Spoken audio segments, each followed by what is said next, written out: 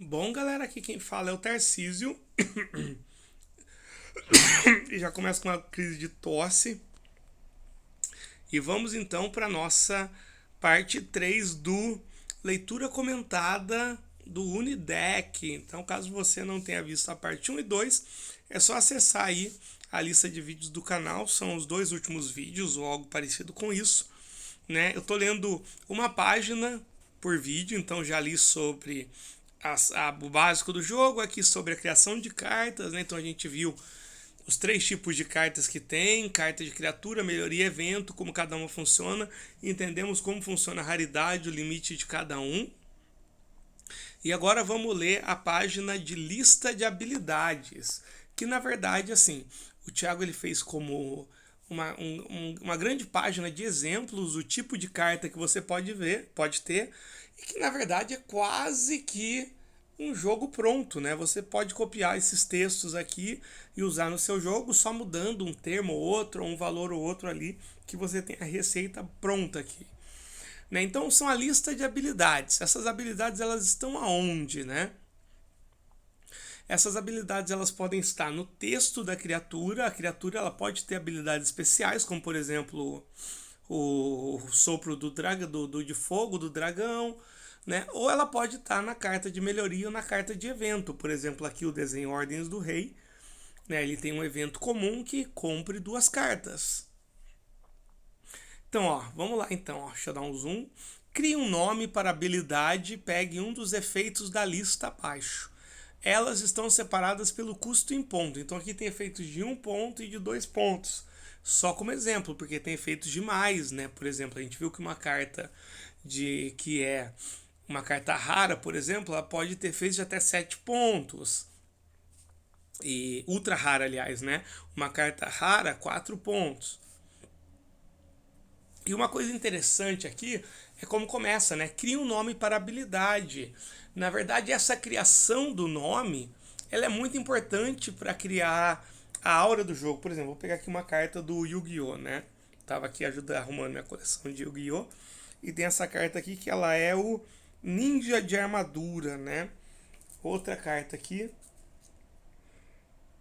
ela é o Mago Observador do Tempo, que é um monstro pêndulo aqui do Yu-Gi-Oh! Então olha só, monstro observador do tempo, ninja de armadura, né? O nome da carta, ela diz muito. E se você dá um nome para habilidade também, essa habilidade vai ter vai acrescentar muito no flavor do negócio, né? No clima do negócio, e também pode ser usado como mecânica, né? Por exemplo, algumas habilidades do Magic, elas, você vê, escuta o nome, por exemplo, pior que eu só tenho carta em inglês, eu não vou lembrar dos termos, né? Por exemplo, First Strike, Trample, né? Ou então voar é uma habilidade que você bate o olho e você vê voar, você já sabe o que significa, né? Tipo, ela só pode ser bloqueada por uma criatura que tem alcance. Então é muito interessante o que a gente pode fazer só a partir do nome da habilidade.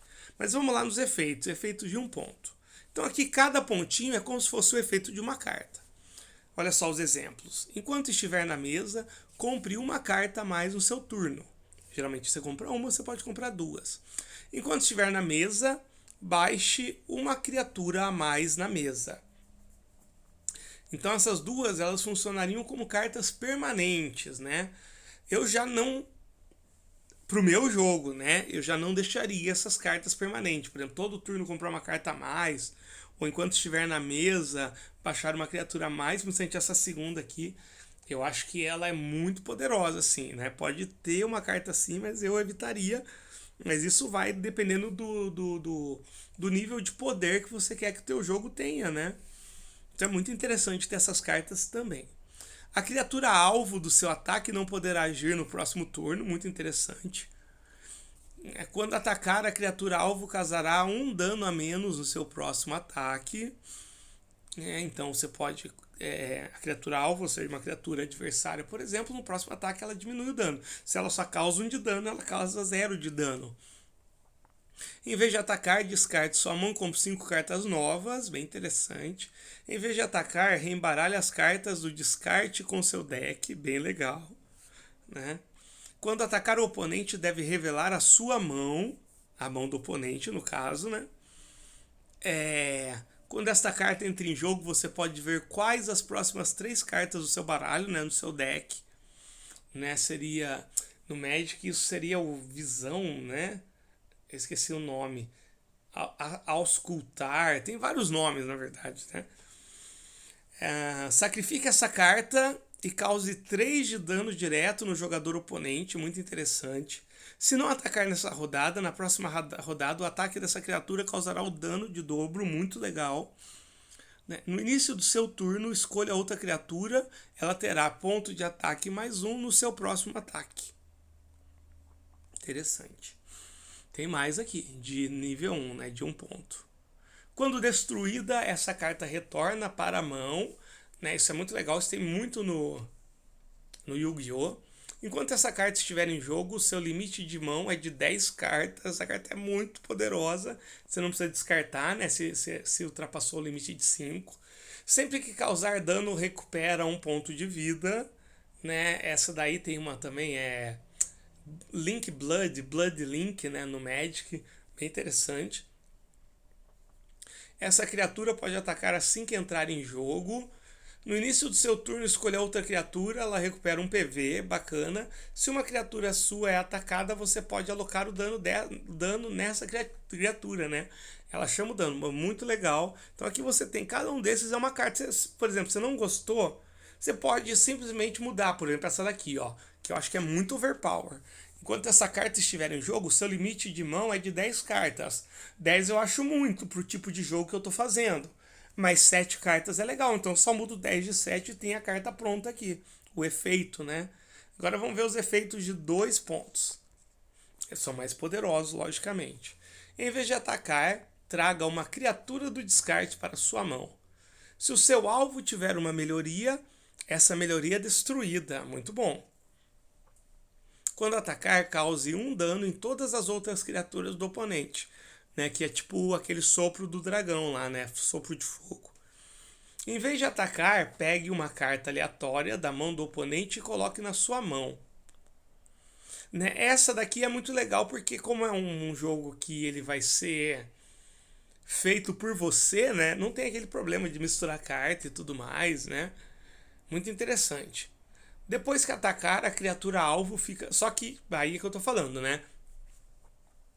Esses efeitos que pegam carta do adversário e colocam na sua mão e tudo, talvez num jogo competitivo, por exemplo, se você quer realmente lançar um material nisso, é bom pensar, né? Eu quero isso, como é que vai ser, né? Tem muito jogador que não gosta, que pega a carta. Então, analisa bem essa daqui. Eu acho interessante pra caramba, né? Mas a galera do competitivo, até onde eu sei, não é uma mecânica que eles curtem muito, não. Depois que atacar, a criatura alvo fica marcada e recebe 1 dano cada vez que atacar alguém. Essa coisa de marcador eu acho muito interessante. É um pouquinho chatinho de manter o registro, né? Tem que colocar alguma pecinha ali, né? Algum token. Mas eu acho que essas mecânicas que trabalham com marcas, né, são muito interessantes. Isso tem muito no Pokémon, né, que você tem os efeitos, né, que ele pode estar adormecido, tudo mais, né, muito interessante. Depois de atacar, essa que eu acabei de ler. Em vez de atacar, escolha uma criatura. Ela deverá retornar à mão do seu possuidor. Em vez de atacar, você pode escolher destruir todas as criaturas em jogo, incluindo as suas. Eu adoro essas mecânicas também, que elas viram o jogo de ponta cabeça, né, a qualquer momento. Acho muito legal. No início do turno recupera 1 ponto de vida. Aquele que causar dano nessa criatura também recebe 1 de dano. Em vez de atacar uma criatura do oponente, escolha uma criatura do oponente. Ela não poderá atacar no seu próximo turno. Muito legal. E aqui tem os exemplos, né? Do Dragão do Fogo, que já tinha sido, né? Então ele tem essa habilidade, quando atacar, cause 1 de dano em todas as criaturas do oponente. Ou seja, é uma habilidade de criatura, então o texto está na carta de criatura. E tem aqui a Ordens do Rei, evento comum, que é compre 2 cartas. E é interessante como só o nome, né? Ordem do Rei é um evento e é comum, isso já meio que vai criando uma história por trás, né? Não que um card game precise ter história, mas eu acho que essas sugestões, assim, essas coisinhas, elas ajudam a criar a experiência do jogo, né? Por exemplo, eu pego aqui a minha carta, né? Todo Pokémon. Eu tenho aqui um samurai, né? Ele tem toda a roupa dele aqui, tudo. E, cara, eu não faço ideia se esse samurai ele existe no desenho, se ele tem um lore, se faz alguma coisa. Mas só de olhar aqui para as informações, para o nome, né? Eu já fico bem interessado.